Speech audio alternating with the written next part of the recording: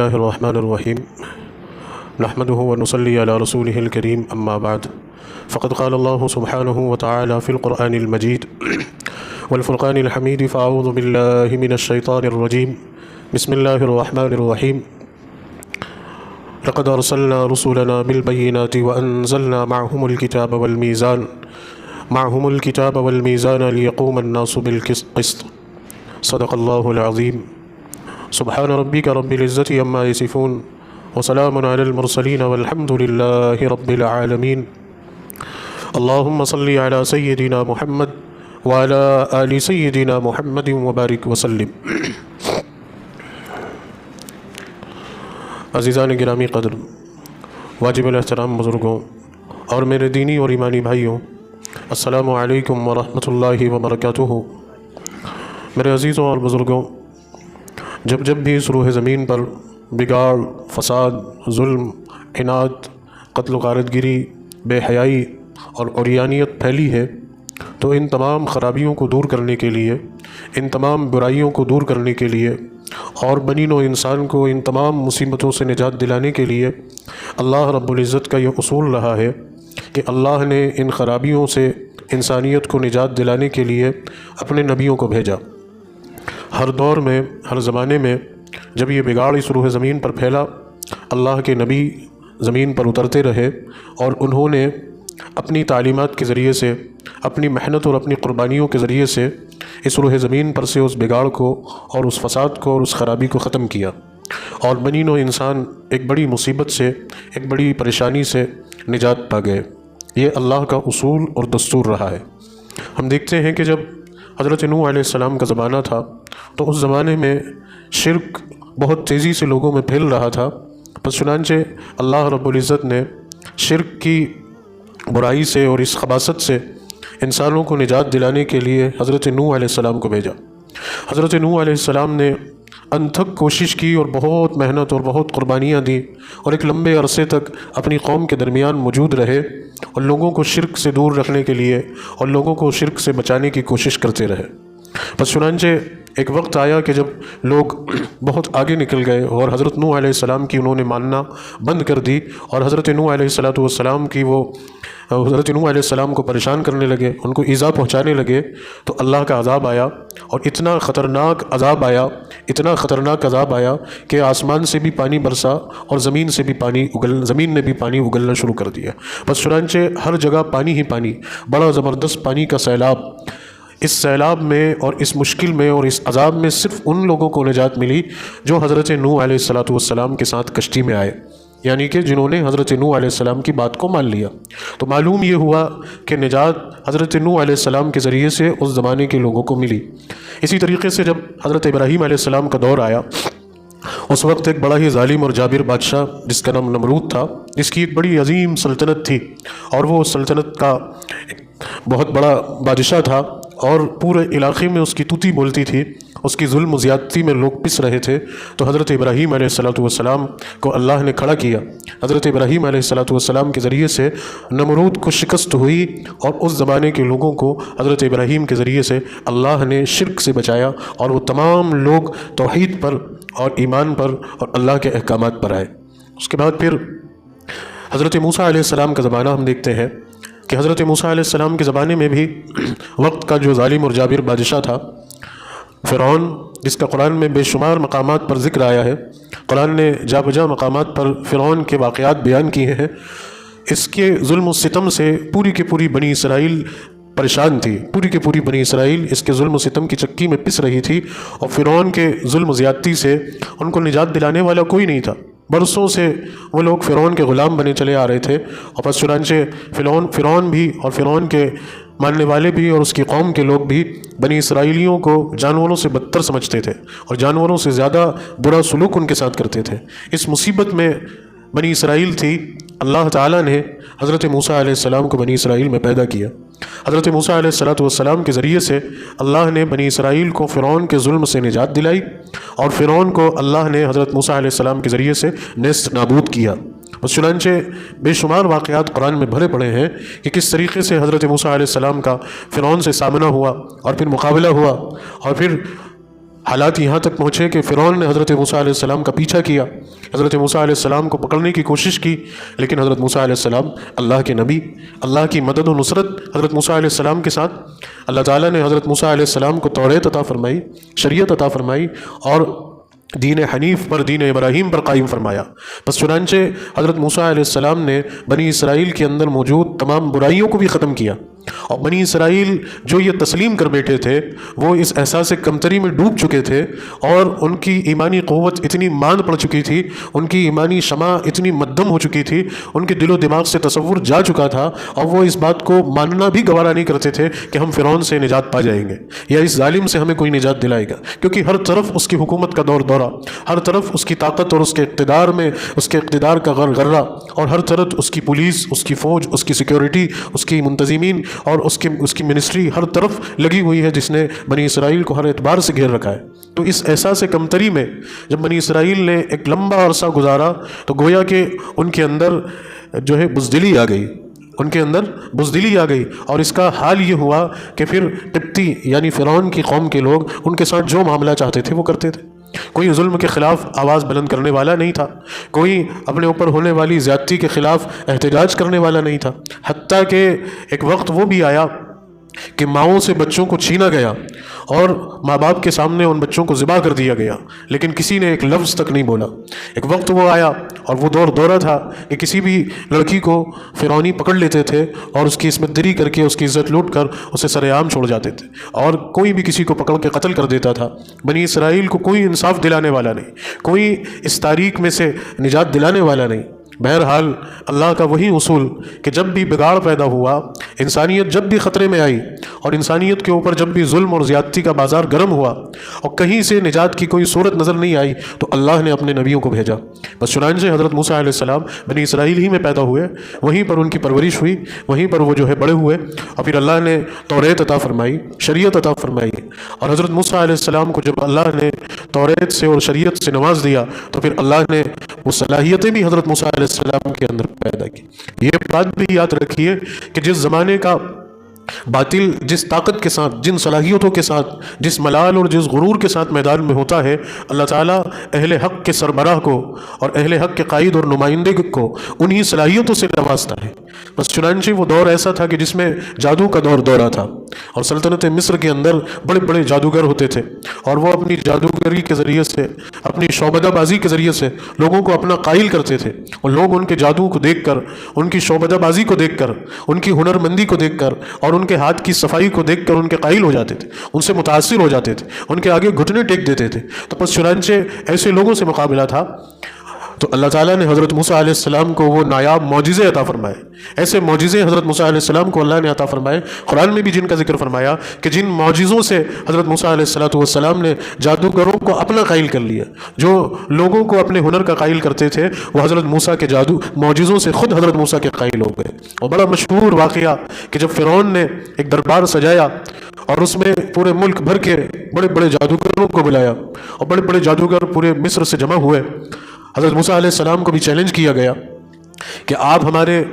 ان خاص لوگوں سے مقابلہ کریے، اگر آپ ان کو شکست دے دیتے ہیں تو پھر ہم سوچیں گے کہ آپ اللہ کے نبی ہیں، ہم آپ کو مانیں یا نہیں مانیں۔ حضرت موسیٰ علیہ السلام نے چیلنج قبول کیا، کیونکہ ایک قائد وہ ہوتا ہے، انسانوں کی رہبری کرنے کی صلاحیت اور لیاقت رکھنے والا شخص وہ ہوتا ہے کہ جو زمانے کے چیلنجز سے ڈرتا نہیں ہے، جو ظالم اور جابر سے گھبراتا نہیں ہے، بلکہ اس کی آنکھوں میں آنکھیں ڈال کے بات کرتا ہے۔ حضرت موسیٰ علیہ السلام کے اندر اللہ نے یہ جرأت ڈالی، فرعون سے بات کرنا ہے، فرعون کو دعوت حق دینا ہے، فرعون کے ساتھ دین کے سامنے دین مبین کو پیش کرنا ہے۔ حضرت موسیٰ علیہ السلام نے اللہ سے کہا کہ اللہ، میری تو زبان میں بھی لقنت ہے۔ حضرت موسیٰ کی زبان کے اندر جیسا کہ روایتوں میں آتا ہے کہ لقنت تھی، آپ کی زبان بات کرنے میں لڑکھڑاتی تھی، تو آپ نے فرمایا کہ اللہ، میں فرعون کے سامنے جاؤں گا، اس سے ہم کلام ہوں گا، اتنی بڑی سلطنت کا بادشاہ۔ اللہ نے کہا کہ آپ گھبرائیے مت،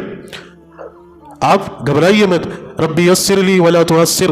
वतम्मिम बिल खैर, कि हम आपके सीने सदर को खोल देंगे, आपके ऊपर आसान कर देंगे, आपकी बात को आसान कर देंगे, और आप जो बात कहेंगे उस बात के अंदर ये वज़न होगा, उस बात के अंदर वो तासीर होगी, और उस बात के अंदर वो कैफियत होगी कि फ़िरौन भी ध्यान लगा के सुनेंगे, उसके भी रोंगटे खड़े हो जाएंगे। तो बस चुनांचे जब हज़रत मूसा अलैहिस्सलाम बात करते थे तो पूरा मजमा टिकटिकी बांध के सुनता था। फ़िरौन खुद बहुत गौर से सुनता था, उसके होश उड़ जाते थे, उसका पसीना निकल पड़ता था। तो ये सलाहियतें भी अल्लाह पैदा करता है। तो हज़रत मूसा अलैहिस्सलाम को अल्लाह ने मौजिज़े दिए, क्योंकि मुकाबला एक ऐसी कौम से था कि जिसके यहाँ जादू का रिवाज था। बस चुनांचे मुकाबला हो रहा है, बड़े बड़े जादूगर आए, हज़रत मूसा अलैहिस्सलाम भी आए और पूरी कौम जमा हो गई। लोग तमाशा बीन बनकर नज़ारे देखने के लिए आए, इस गुमान के साथ कि देखेंगे आज क्या होगा, आज मूसा को फतह होगी या शिकस्त होगी, या आज ये जो सरकारी जादूगर हैं ये बाजी ले जाएंगे। वो चुनांचे एक बड़ा मजमा लोगों का जमा हुआ और वो जादूगर भी सामने आए, हज़रत मूसा भी मौजूद हैं। अब हज़रत मूसा अलैहिस्सलाम से उन लोगों ने कहा कि आप शुरू करेंगे या हम शुरू करेंगे। हज़रत मूसा अलैहिस्सलाम ने कहा कि आप शुरू करिए। तो उन लोगों ने, वो अपने साथ रस्सियाँ लेकर आए थे, रस्सियों के बंडल लेके आए थे। उन्होंने उन रस्सियों को ज़मीन पर डालना शुरू किया तो उन रस्सियों से सांप बनने शुरू हो गए और वो चारों तरफ सांप गर्दिश कर रहे, पूरे मैदान में सांप ही सांप हो गए। हज़रत मूसा अलैहिस्सलाम को अल्लाह ने जो मौजिज़ा दिया था कि आपका जो असा था, उस असे का ये जुज़ था कि जब हज़रत मूसा अलैहिस्सलाम उसको ज़मीन पे डालते थे तो वो एक चिंगारता हुआ अज़दा बन जाता, और जब उसको हाथ लगाते थे और उठाते थे तो वो फिर अपनी असल हैयत की तरफ मुंतकिल हो जाता था, फिर वो एक लाठी बन जाता था। तो हज़रत मूसा अलैहिस्सलाम को अल्लाह ने हुक्म दिया कि मूसा, ये तो अपने हाथ की सफाई दिखा चुके, ये तो अपनी शौबदाबाजी का मंजर पेश कर चुके, अब आप अपने इस असे को ज़मीन पर डालिए। हज़रत मूसा अलैहिस्सलाम ने जो ही अपने असे को ज़मीन पर डाला तो वो चिंगारता हुआ अज़दा बना, और उस अज़दे ने एक एक करके उन तमाम सांपों को निगल लिया। अब पूरा मजमा हैरान हो गया, और इस मंजर को लोगों ने किसी और नज़र से देखा, लेकिन जो जादूगर थे, जो इस हुनर को जानते थे, जिन्हें जादू का इल्म था, वो चीख उठे और उन्होंने कहा कि हम ये ऐलान करते हैं कि मूसा जादूगर नहीं है, ये रब्बे ज़ुल जलाल के पैगंबर हैं और ये नबी वक्त हैं। बस चुनांचे हम बिला ताख़ीर के और बग़ैर किसी बात को कहे हम ये ऐलान करते हैं हुकूमत वक्त के सामने कि रब्बी मूसा व हारून, कि हम हज़रत मूसा और हज़रत हारून के रब पर ईमान ले आए। फ़िरौन हैरान है, वो ख़ुद इस मंज़र को देख कर भौचक्का रह गया, उसकी आंखें पटी की पटी रह गईं कि ये क्या हुआ। और दूसरा सदमा उसको इस बात से लगा कि जिन लोगों को मैंने अपने फेवर में बुलाया था, जो लोग मेरा काम आसान करने के लिए आए थे, यहाँ तो बाजी पलट गई। और हुआ ये कि ये जादूगर मूसा को क्या शिकस्त देते, ये तो सारे के सारे मूसा की जमात में जाके खड़े हो गए, ये तो सारे के सारे मूसा पर ईमान ले आए। तो उसने फिर अपने जुल्म का एक ऐलान किया और उसने कहा, उन जादूगरों को डराने की कोशिश की, जो कि हर दौर और हर ज़माने में जालिम का पैतरा होता है। उसकी ये चाल होती है कि वो लोगों को डराता है, लोगों को धमकाता है और उन्हें उनके ऊपर जुल्म का ऐलान करता है। तो फ़िरौन ने कहा कि तुम अगर मूसा की मानोगे तो मैं तुम्हें सख्त सज़ा दूंगा, और वो तुम्हारी सज़ा ये होगी कि मैं तुम्हें ऐसा अपाहिज कर दूंगा, ऐसा माजूर कर दूंगा कि तुम ज़िंदगी भर बिलबिलाते रहोगे। और वो सज़ा ये होगी कि तुम्हारा एक तरफ का हाथ काटा जाएगा तो दूसरी तरफ का पैर काटा जाएगा, यानी सिर्फ एक हाथ और एक पैर होगा, वो भी अलग अलग सिमत में। इधर का सीधा हाथ कटा है तो उल्टा पैर काटा जाएगा। इतनी सख्त सज़ा का ऐलान हुआ, फिर भी उन जादूगरों ने कहा कि हम हज़रत मूसा पर ईमान ला चुके हैं, हम एक कदम भी पीछे नहीं आएंगे, और तेरी सज़ा का हमारे अंदर कोई खौफ नहीं। तेरी ये सज़ा, तेरी ये दुनियावी सज़ा आखिरत की सज़ा के मामले में कोई मुकाबला नहीं पाती। हमें तो आखिरत में आसानियाँ चाहिए, आखिरत में कामयाबी चाहिए, हम तेरी यहाँ की सज़ा तो भुगत लेंगे। तो बस चुनांचे हज़रत मूसा अलैहिस्सलाम के ज़रिए से अल्लाह ने इस मैदान में भी फ़िरौन को शिकस्त दी, और फिर हज़रत मूसा अलैहिस्सलाम पर लोगों का एतमाद बढ़ा, यकीन बढ़ा, और फिर ये बात मशहूर हो गई कि हज़रत मूसा कोई आम आदमी नहीं है, ये जादूगर भी नहीं है जैसा कि फ़िरौन ने प्रोपेगेंडा किया था, ये तो नबी अल्लाह है। तो बड़ी तेज़ी के साथ लोग हज़रत मूसा पर ईमान लाने लगे, और बनी इसराइल जिनकी हिम्मत पस्त पड़ चुकी थी वो हज़रत मूसा अलैहिस्सलाम के साथ आकर खड़े होने लगे। फिर अल्लाह ने हुक्म दिया कि मूसा, चूँकि निजात तो बनी इसराइल को हज़रत मूसा अलैहिस्सलाम के ज़रिए ही मिलनी है, अब बनी इसराइल को अपने साथ लेकर इस मुल्क से निकल जाइए। हज़रत मूसा अलैहिस्सलाम ने बनी इसराइल से कहा कि अल्लाह का हुक्म आ चुका है, हमें इस इलाके को, इस सरज़मीन को छोड़ना है, और अल्लाह ने हमें दूसरी जगह आबाद करने का और आबाद होने का हुक्म दिया। तो बनी इसराइल हज़रत मूसा अलैहिस्सलाम के साथ निकल गई। फ़िरौन भी पीछे आया, लेकिन दरियाए नील को हज़रत मूसा और उनके साथियों ने अबूर कर लिया, और फ़िरौन उसी दरिया में गर्क होकर नेस्त नाबूद हो गया, और रहती दुनिया तक انسانیت کے لیے ایک مثال بن کے رہ گئے کہ دیکھو یہ حال ہوتا ہے اللہ سے بغاوت کرنے والوں کا۔ نہ ان کی حکومتیں ان کو بچا پاتی ہیں، نہ ان کی ملٹری ان کو بچا پاتی ہے، نہ ان کی پولیس ان کو بچا پاتی ہے، نہ ان کے وزراء ان کو بچا پاتے ہیں، نہ ان کی صلاحیتیں ان کو بچا پاتی ہیں، نہ ان کی دولت ان کو بچا پاتی، نہ ان کی شہرت، نہ ان کی طاقت ان کو بچا پاتی ہے۔ ان کا حال یہ ہوتا ہے کہ وہ پانی میں غرق ہو کے نشان عبرت بن جاتے ہیں۔ یہ ہر دور ہر زمانے کے فرعون کا یہی حال ہوا۔ تو اللہ نے انسانوں کو نجات جو دی ہے وہ انبیاء علیہ السلام کے ذریعے سے۔ ایسے ہی حضرت سلیمان علیہ السلام کے دور میں ہم جب دیکھیں کہ جب شیاطین کا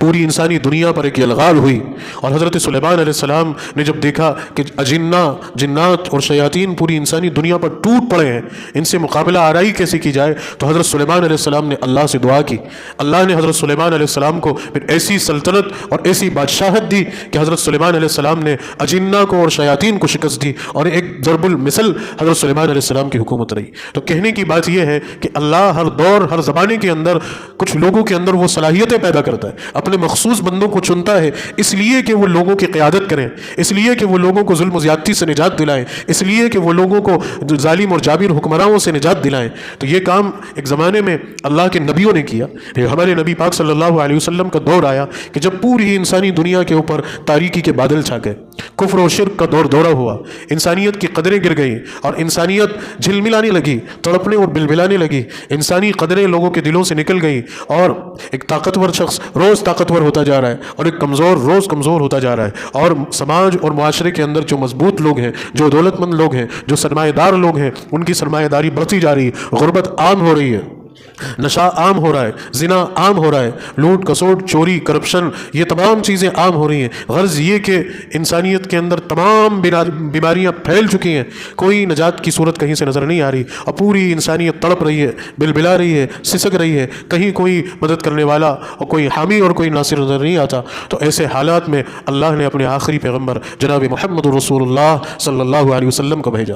آپ صلی اللہ علیہ وسلم مکہ مکرمہ میں پیدا ہوئے، اور وہیں پر آپ صلی اللہ علیہ وسلم کا بچپن گزرا، آپ کی جوانی گزری، اور 40 سال کی عمر میں اللہ نے آپ کو نبوت سے سرفراز فرمایا، اور پھر تاج نبوت جب آپ کے سر پہ رکھا گیا تو پھر اب اللہ کے رسول صلی اللہ علیہ وسلم کو اللہ کی طرف سے یہ حکم آیا کہ نبی آپ دین حق اور دین مبین کی دعوت کو لے کر اٹھ کھڑے ہوئیے، اب آپ چل پڑیے، اور یہ وادی مکہ میں جہاں مشرکین کا دورہ ہے اور جہاں مشرکین کی سلطنت ہے اور مشرکین کا قبضہ ہے، ان لوگوں کو سمجھائیے، اور جو مظلوم طبقات ہیں، جو مظلوم برادریاں ہیں، جن کے ساتھ ظلم ہو رہا ہے، جو ظلم ستم کی چکی میں پس رہے ہیں، آپ ان کے مددگار بنیے، آپ ان کے غمخوار بنیے، آپ ان کا سپورٹ کیجیے، ان کا ساتھ دیجیے۔ نبی کریم صلی اللہ علیہ وسلم نے اپنی عمر کے ایک مختصر سے عرصے میں، جو کہ 13 سال آپ کا مکی دور ہے اور 10 سال آپ کا مدنی دور ہے، یہ 23 سالہ نبوت کی عمر جو نبی کریم صلی اللہ علیہ وسلم کی رہی، اور اس سے پہلے 40 سال وہ نبوت سے پہلے کے ہیں، یہ 23 سالوں کی قلیل مدت میں، بہت مختصر سے وقت میں پورے جزیرۃ العرب پہ، پوری سرزمین عرب پہ ایک انقلاب برپا ہو گیا، وہ چراغ روشن ہو گیا، وہ راستہ نکل پڑا، اور وہ منزل لوگوں کو نظر آنے لگی جہاں پہ عدل و انصاف تھا، جہاں پہ مساوات اور بھائی چارہ تھا، جہاں ایک ظالم کا ہاتھ پکڑا جاتا تھا اور ایک مظلوم کو انصاف دلایا جاتا تھا، جہاں عورتوں کی عزتوں کی حفاظت کی جاتی تھی، جہاں یتیموں کی کفالت کی جاتی تھی، جہاں بے سہاراؤں کی مدد کی جاتی تھی، اور جہاں تعلیم اور علم کا شہرت تھی۔ تو یہ 23 سالہ قلیل مدت میں نبی کریم صلی اللہ علیہ وسلم نے سرزمین عرب پر وہ انقلاب برپا کر دیا، وہ افراد دراصل پیدا کر دیے، وہ جماعت تیار کر دی کہ پھر وہ جماعت پوری دنیا میں نکل پڑی، اور پھر وہ آپ کے اصحاب، آپ کے صحابہ جنہوں نے آپ کی صحبت میں تربیت پائی تھی، وہ تمام آپ کے صحابہ پوری دنیا میں پھیل گئے، اور پھر یہ انقلاب کی شعاعیں اور ان انقلاب کی کرنوں سے پوری دنیا اور پوری انسانیت نجات پا گئی، اور پوری دنیا میں امن و انصاف قائم ہو گئے۔ تو خلاصہ کلام یہ کہ روح زمین پر جب بھی فساد اور بگاڑ پیدا ہوا ہے اور کوئی ظالم عروج پر آیا ہے تو اسے نیست نابود کرنے کے لیے، اسے شکست دینے کے لیے، اسے لگام ڈالنے کے لیے اور انسانیت کو ظلم سے نجات دلانے کے لیے اللہ نے نبیوں کو بھیجا ہے۔ لیکن یہاں ایک سوال پیدا ہوتا ہے، آج بھی پوری دنیا اسی ظلم زیادتی کا شکار ہے، اسی بہرہ روی کا شکار ہے، اور اسی میں ہمارا ملک بھی ہے کہ آج ہمارے ملک کے بھی وہی حالات ہو گئے۔ اس بدترین دور سے ہمارا ملک گزر رہا ہے کہ جہاں ایک غریب روز غریب ہوتا جا رہا ہے، ایک مالدار کی دولت میں روز اضافہ ہوتا جا رہا ہے، اور طاقتور لوگ کمزوروں کو دبائے چلے جا رہے ہیں، عورتوں کی عزتیں محفوظ نہیں ہیں، حتیٰ کہ انسانیت درندگی کے اس پیراہے پر پہنچ چکی ہے کہ اب تو عصمت دری کے وہ واقعات اور ریپ کے وہ کیسز سننے کو مل رہے ہیں کہ چھوٹی چھوٹی معصوم بچیاں تک محفوظ نہیں ہیں، 3 4 4 سال کی معصوم بچیاں اور معصوم پھول اور وہ معصوم کلیاں وہ بھی درندوں کی ہوس سے محفوظ نہیں ہیں۔ آج گھروں کے مقدس رشتوں کے اندر جو ہے اس قدر بے حیائی آ گئی کہ گھر میں ایک بھابھی اپنے دیور سے محفوظ نہیں ہے، ایک سالی اپنے جیجا سے محفوظ نہیں ہے، ایک بہو اپنے سسر سے محفوظ نہیں ہے۔ ایک حال بے حیائی کا اس قدر برپا ہو گیا کہ ایک عورت چاہے وہ کسی بھی رشتے سے بندھی ہوئی ہو، ایک مرد ہوس کی نظر سے اپنے رشتے کو بالائے طاق رکھ کے اس عورت کو اس بے حیائی کی نظر سے دیکھنے لگا، اور یہ تمام کام انسانی زوال کی بنیاد ہے۔ آج ایک مظلوم کے اوپر اس قدر ظلم ہوتا ہے کہ اس کا خون جانوروں کے خون سے بھی زیادہ ہلکا ہو گیا، کسی کو بھی پکڑ کر اس کی لنچنگ کر دی جاتی ہے، کسی بھی کو بھی پکڑ کر اس کا قتل کر دیا جاتا ہے۔ ہمارے ملک میں بڑی تعداد میں کسان ہیں، اور کسان اپنی محنت کے ذریعے سے، اپنی کوشش کے ذریعے سے، اپنی قربانیوں کے ذریعے سے سارے ملک کو اناج فراہم کرتے ہیں۔ آج پورے ملک کے اندر کسانوں کا کیا حال ہے، کسانوں کی کیا صورتحال ہے، ان کے اوپر کیسے حالات ہیں۔ ایک بڑا کسان تو چلیے ٹھیک ہے، لیکن ایک کمزور کسان، چھوٹی موٹی زمین رکھنے والا کسان، وہ کہیں حکومت کے قرضے میں دبا ہوا ہے، تو کبھی کسی چودھری کے قرضے میں دبا ہوا ہے، تو کبھی کسی بڑے زمیندار کے قرضے میں دبا ہوا ہے۔ غرض یہ کہ اس کی محنت، اس کا پسینہ، اس کی قربانی بس ضائع جا رہی ہے۔ اسی طریقے سے لوور کلاس کے لوگ کس ذبح و حالی میں زندگی گزار رہے ہیں کہ ان کے پاس نہ کوئی تعلیم کا صحیح نظام ہے، نہ ان کے پاس علاج کا کوئی صحیح ذریعہ ہے، نہ ان کے پاس اچھی زندگی گزارنے کا کوئی ماحول ہے۔ گندگیوں میں اور بیماریوں میں اور کتنی ساری پریشانیوں میں لوگ زندگی بسر کر رہے ہیں۔ ایک بڑی تعداد ہمارے ملک کی ایسی زندگی بسر کر رہی ہے، اور خود ہماری حکومت یہ اعلان کرتی ہے کہ ہم جو ہے اتنے کروڑ لوگوں کو فری راشن دینے کا اعلان کرتے ہیں۔ یہ کس بات کی علامت ہے کہ زبردست بے روزگاری ہے، زبردست بھکمری ہے، زبردست انسانوں کے اندر افلاس اور پریشانی کے اور معذوری کے حالات ہیں۔ نوجوانوں کے پاس نوکریاں نہیں ہیں، ڈگریاں تو ہیں لیکن نوکریاں نہیں ہیں، صلاحیتیں تو ہیں لیکن کہیں کام نہیں ہے۔ تو جب کام نہیں ہوگا، جب نوکریاں نہیں ہوں گی، تو یہ نوجوان کیا کریں گے؟ یہ غلط کام اختیار کریں گے، یہ غلط راستوں پہ چڑھیں گے۔ تو یہ بھی ملک کی تباہی ہے، انسانیت کی تباہی ہے۔ اسی کے ساتھ ساتھ آج جو اقتدار میں ہے بس اسی کی توتی بولتی ہے، اس کے خلاف کسی کو صحیح بات کہنے کی جرت بھی نہیں ہے، کسی کے اندر اس کو آئینہ دکھانے کی ہمت بھی نہیں ہے۔ یہ کیسا ظلم اور زیادتی کا دور اور زمانہ ہے، واقعی پوری کی پوری انسانیت شرمشار ہے۔ انسانیت کو اس ظلم اور زیادتی سے کون نجات دلائے گا؟ اب کوئی نبی تو نہیں آنے والا۔ اگر نبیوں کا سلسلہ رواں دواں ہوتا، اگر نبیوں کا آنے کا معاملہ کھلا ہوا ہوتا، تو یقیناً ان حالاتوں کو دیکھ کر، ان مصیبتوں کو دیکھ کر، ان تکلیفوں کو دیکھ کر اگر نبیوں کا سلسلہ جاری ہوتا تو ضرور اللہ تعالیٰ انسانیت کو اس ظلم سے نجات دلانے کے لیے کوئی نبی بھیجتا، لیکن اللہ نے اس سلسلے کو بند فرما دیا۔ اب روح زمین پر محمد رسول اللہ صلی اللہ علیہ وسلم کے بعد قیامت تک کوئی نبی نہیں آئے گا۔ لیکن اب کیا ہوگا؟ اب انسانوں کو اس بونڈر سے اور اس مصیبت سے کون نکالے گا اور کس طرح نکالا جائے گا؟ آخر اس کا بھی تو کوئی حل اللہ نے طے کر رکھا ہوگا، اس کا بھی تو کوئی نظام اللہ نے بنا رکھا ہوگا۔ کیا کبھی ہم اور آپ بیٹھ کر اس بات کو نہیں سوچتے کہ ہمیں کون موسیٰ بچانے آئے گا، ہمیں کون عیسیٰ بچانے آئیں گے، ہمارے پاس کون جناب سلیمان آئیں گے، اور کون اللہ کا ایسا برگزیدہ بندہ آئے گا جو ہمیں ان حالات سے نکالے گا، پوری انسانیت کو نکالے گا؟ ہمارے ذہن میں بھی یہ سوال پیدا ہوتا ہے۔ تو آپ اطمینان رکھیے، اللہ رب العزت اپنے بندوں کے ساتھ شفیق اور مہربان ہے۔ وہ کبھی بھی اپنے بندوں کو حالات میں نہیں چھوڑتا، وہ راستہ ضرور دکھاتا ہے۔ وہ اتنا شفیق اور مہربان ہے کہ وہ ہر دور اور ہر زمانے میں انسانیت کی مدد کرتا ہے۔ تو اللہ نے نبوت کا دروازہ تو بند کر دیا، اب نبی کوئی نہیں آئے گا، لیکن انسانیت کو نجات دلانے کے لیے کیا کام ہوگا، کیا طریقہ کار ہوگا، کیا سلسلہ ہوگا، وہ اللہ نے یہ طے فرمایا ہے۔ اب آپ کان کھول کر اس بات کو سن لیجئے کہ جس طرح ماضی میں گزرے ہوئے زمانے میں نبیوں کے ذریعے ہی انسانیت کو نجات ملی ہے، صرف اور صرف نبیوں کے ذریعے سے، لیکن اب کون ہوگا؟ تو اللہ نے یہ سلسلہ جاری فرمایا، اللہ نے یہ اصول بنایا کہ اب یہ کام نبیوں کے وارث کریں گے،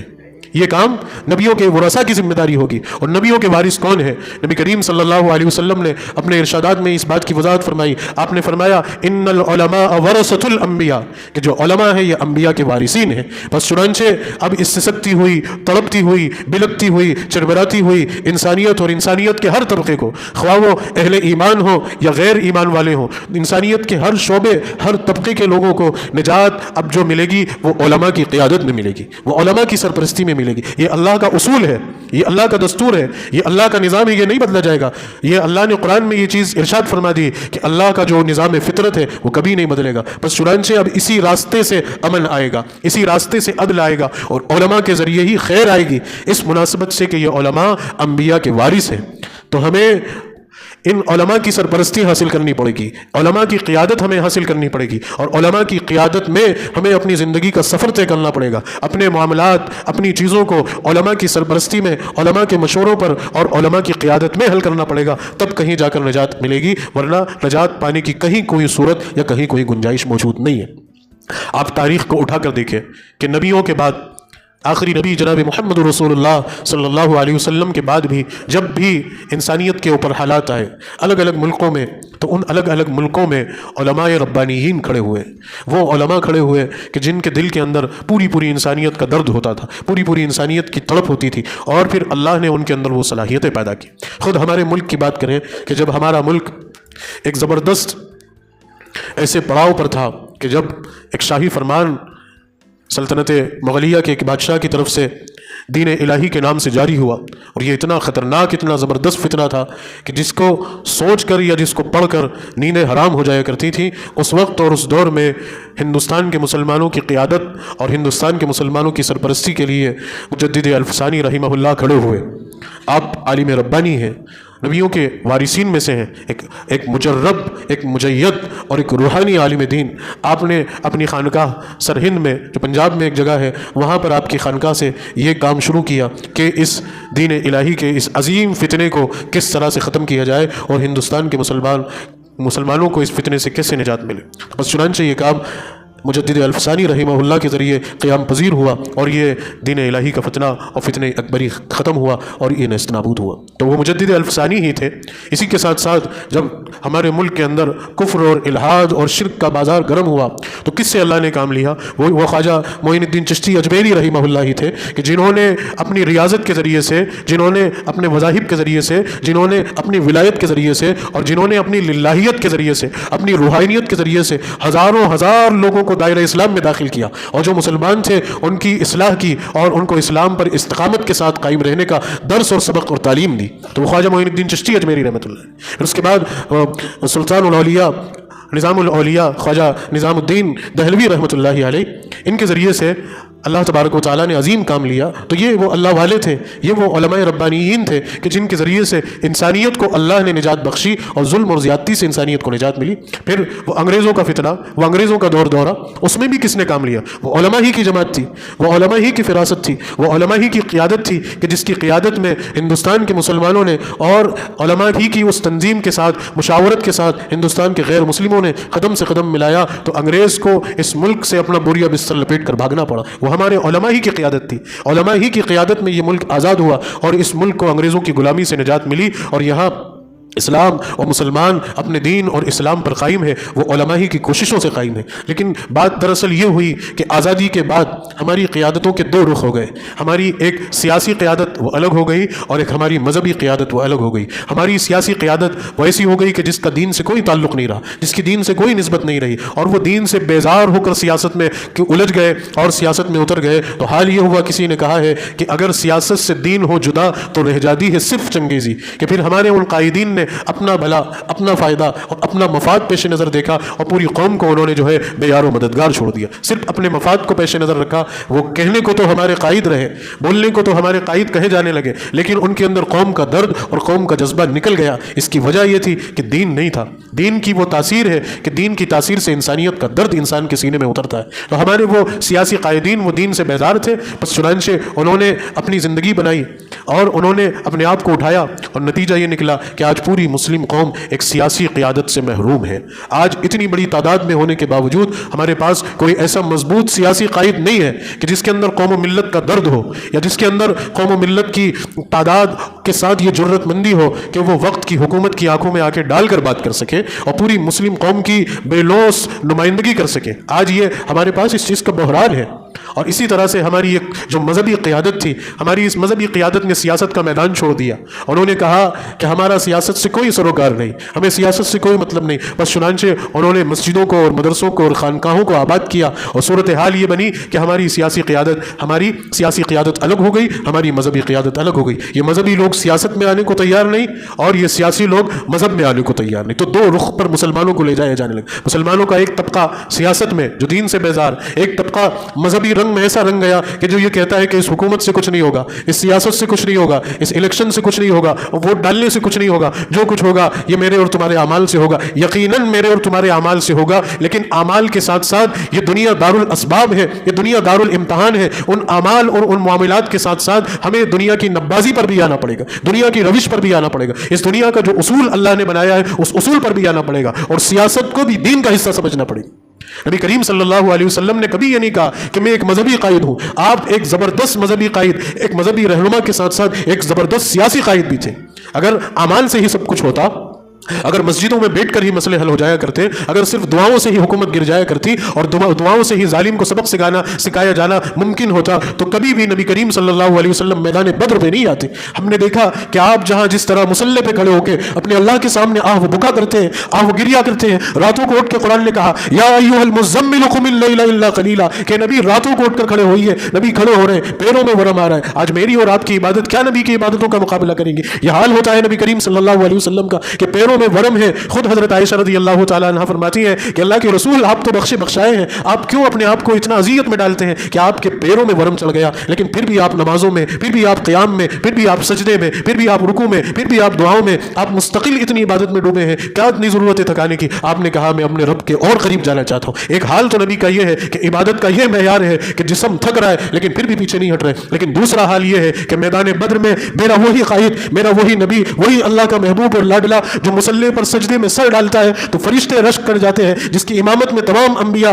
صف نماز بنا لیتے ہیں، وہی قائد، وہی امیر، وہی نبی میدان بدر میں ایک زبردست سپہ سالار کی حیثیت سے کھڑا ہوا ہے اور صحابہ کی جماعت کے ساتھ لڑ رہا ہے. کیا ضرورت تھی نبی کو پھر بدر میں آنے کی؟ آپ تو مدینہ منورہ میں بیٹھ کے آپ کے اعمال کا کوئی مقابلہ ہے؟ آپ کے اعمال کا کوئی توازن ہے؟ یا آپ کے ساتھ جو صحابہ ہیں ان کے اعمال کا کوئی مقابلہ ہے؟ آپ اپنے صحابہ سے کہتے کہ آؤ ہم بیٹھ کر ہم تہجد پڑھیں گے اور بیٹھ کر دعا کریں گے، یہ حکومت ابھی گرتی ہے، یہ ظالم ابھی نیست نابود ہوتا ہے. نہیں، ایسا نہیں کیا. نبی نے کیا کہا کہ ہمیں اس ظالم کو اسی کے میدان میں آ کر شکست دینا پڑے گی، اسی سے وہی میدان میں جا کے پنجہ آزمائی کرنی پڑے گی. بس چنانچہ آپ اپنی مختصر سی صحابہ کی جماعت کے ساتھ میدان بدر میں آئے اور اسی طرز عمل پر آپ نے جنگ لڑی جس طرز عمل پر جنگ لڑی جاتی ہے. آپ نے صرف دعا سے کام نہیں لیا کہ اب یہاں اگر بھی کھڑے ہو جاؤ تو اب نمازوں کی نیت مان لو. نہیں، آپ نے ایک ایک صحابی کو ایک ایک محاذ پر مقرر کیا. پوری جنگ بندی کی جو مہارت اور جو صلاحیتیں ہو سکتی ہیں پوری دنیا میں کسی کے اندر بھی تھی تو وہ نبی پاک صلی اللہ علیہ وسلم کی. آج بھی دنیا بھر کی زبردست ملٹری اور فوج کے کمانڈران نبی کریم صلی اللہ علیہ وسلم کے اس نقش بدر کو پڑھتے ہیں. یہ آپ کو اور مجھے حیرانی ہونی چاہیے اس بات پر. مجھے اور آپ کو کبھی توفیق نہیں ہوتی، آپ کو کبھی اس بات کی توفیق نہیں ہوئی ہوگی کہ میرے نبی نے جنگیں بھی لڑی ہیں، مجھے بھی لڑنا پڑیں گی. اسلام کے غلبے کے لیے وہ سارا کام ہمیں بھی کرنا پڑے گا جو نبی نے کیا ہے. نبی نے بھی ہتھیار اٹھایا ہے، ہمیں بھی اٹھانا پڑے گا. آج ہمارے تذکروں میں نہیں ہے، ہمیں بزدل اتنا بنا دیا، ہمیں صرف نبی کی سنت کے تعلق سے مسواک بتا دی گئی کہ یہ نبی کی سنت. آؤ ذرا آ کر پوچھو تو کہ نبی کے پاس کتنی تلواریں تھیں، نبی کے پاس کون سی سواری تھی، نبی اپنے صحابہ کو جنگ کے لیے تیار کرنے کے لیے کیا کیا پریکٹسیں کروایا کرتے تھے، کیسی ورزشیں کروایا کرتے تھے. آپ نے ذہن سازی کرنے کے لیے اعلان فرمایا کہ اے مسلمانوں، تم میں اللہ کے نزدیک محبوب وہ ہے جو طاقت والا ہو، جو ہمت والا ہو، جو جسمانی اعتبار سے مضبوط ہو. صحابہ کو ٹرین کیا آپ نے، صحابہ کے درمیان کشتی کے کمپٹیشن کروائے، صحابہ کو تیراکیاں سکھائیں، صحابہ کو دوڑ لگانا سکھایا. اس لیے کیونکہ سامنے جو قوم ہے اس سے مقابلہ کرنا ہے. دعاؤں سے کام نہیں چلے گا، دعا یقیناً اللہ کی مدد کو اتارے گی، لیکن میدان عمل کے لیے تو ہمیں مضبوط. آج کہاں ہیں تذکروں میں ہمارے، کہاں ہیں تبصروں میں ہمارے، کہاں ہم اس بات کی بات کرتے ہیں، کہاں ان سنتوں کو ہم بیان کرتے ہیں. آپ کو میں ایک بات بتاؤں کہ اسرائیل کی جو ڈیفنس منسٹر تھی، ایک لیڈی منسٹر، اس نے جب اپنا چارج سنبھالا تو چارج سنبھالنے کے بعد اس نے سب سے پہلے دن اپنے دن کا آغاز اس طریقے سے کیا. اس نے کہا کہ مجھے محمد الرسول اللہ کی سیرت لا کر دو اور آپ کی سیرت کے وہ چیپٹرز لا کر دو کہ جن چیپٹرز میں آپ کی جنگوں کا، آپ کی غزوات کا تذکرہ ہے، اور ان چیپٹرز کے اندر سے بھی وہ چیز نکال کر لا کے دو کہ محمد الرسول اللہ کے پاس ہتھیار کتنے تھے، آپ کے پاس تلواریں کتنی تھیں. ایک یہودی عورت جو ڈیفنس منسٹر ہے اسرائیل کی، وہ نبی کی تلوار پر ریسرچ کر رہی ہے، وہ نبی کی تلوار کے بارے میں پڑھ رہی ہے، کیونکہ ایک پہلو اس نبی کریم صلی اللہ علیہ وسلم کی زندگی کا یہ بھی تھا. میدان عمل میں بھی جرت مندی کے ساتھ آنا پڑے گا. تو بات دراصل یہ تھی کہ نبی کو بھی عمل میں آنا پڑا. نبی کریم صلی اللہ علیہ وسلم ایک زبردست مذہبی قائد کے ساتھ ساتھ ایک زبردست سیاسی قائد بھی تھے. آپ نے اس وقت کی بڑی بڑی سلطنتوں کو خط لکھے اور بڑی جرت مندی کے ساتھ خط لکھے کہ جاؤ یہ رومن امپائر کے پاس لے کر جاؤ، یہ پرشین امپائر کے پاس لے کر جاؤ، یہ یمن کے بادشاہ کے پاس لے کر جاؤ. صحابہ کرام کو مقرر کیا، وہ نبی کریم صلی اللہ علیہ وسلم کے خطوط کو لے کر پہنچے اور اس جرت مندی کے ساتھ پہنچے کہ یہ لو محمد ابن عبداللہ جو رسول اللہ ہے ان کا خط اور پڑھو، اگر مانو گے تو خیر ہے، نہیں مانو گے تو جس روح تم آؤ گے ہم بھی اس روح تم سے مقابلہ کریں۔ یہ ہے نبی کی شان۔ تو کہنے کا مطلب یہ ہے کہ ہر دور ہر زمانے میں انبیاء علیہ السلام کی قیادت میں انسانیت کو نجات ملی، لیکن اب وہ کام علماء کریں گے۔ اب علماء کی ذمہ داری، علماء کے سر پہ اللہ نے یہ ذمہ داری ڈالی ہے۔ تو میرے دوستوں اور عزیزوں، میرے بھائیوں اور بزرگوں، عموماً ہمارا یہ سوال ہوتا ہے، ہمارے ذہنوں میں یہ بات ہوتی ہے کہ ہمارا قائد کون ہونا چاہیے، ہمارا سربراہ کون ہونا چاہیے؟ تو یہ بات نبی کریم صلی اللہ علیہ وسلم نے خود واضح فرما دی کہ وہ علماء ہوں گے، اور علماء میں بھی وہ عالم ربانی، وہ جرت مند شخصیت، وہ کہ جو ہر اعتبار سے جس کے اندر اللہ نے وہ صلاحیتیں پیدا کر رکھی، اللہ نے جس کے اندر وہ جرت اور وہ ہمت پیدا کر رکھی ہے کہ جو ہر وقت امت کی قیادت کے لیے، امت کی سرپرستی کے لیے، امت کی نبازی کے لیے اور امت کو آگے لے جانے کے لیے پیش رہتا ہے۔ تو علماء کی قدر کیجیے، علماء کی قدر کیجیے، اور پورے ملک میں تلاشیے اور ڈھونڈیے کہ کون ہے سر فہرست جو اس وقت پوری امت کے درد کو، پوری امت کے غم کو، پوری امت کی ایک ایک ضرورت کو پیش نظر رکھ کے اس وقت میدان عمل میں موجود ہے۔ میں یقیناً میرے پاس اس شخصیت کا نام ہے، اس شخصیت کی قیادت ہے، اس شخصیت کو میں بہت قریب سے جانتا ہوں، اس شخصیت سے میں بہت گہرائی سے جڑا ہوا، لیکن میں آپ کے سامنے اس جمعے میں اس نام کو پیش نہیں کروں گا۔ میں اگلے جمعے میں انشاءاللہ اس قائد اعظم، میں جمعے کے اس خطبے میں اس ممبر سے اپنی ذمہ داری کے ساتھ وقت اور حالات کے تقاضے کے پیش نظر رکھتے ہوئے ہمارے قائد، ہمارے سربراہ، ہمارے شیخ، ہمارے مرشد، ایک عالم ربانی، ایک زبردست شخصیت کہ جس کے اندر اس وقت اللہ نے ان تمام حالاتوں سے پوری انسانیت کو نجات دلانے کی صلاحیت رکھی ہے، اس شخصیت کا نام بھی پیش کروں گا، اس کی زندگی کے حالات بھی پیش کروں گا، اور انشاءاللہ ان کا تعارف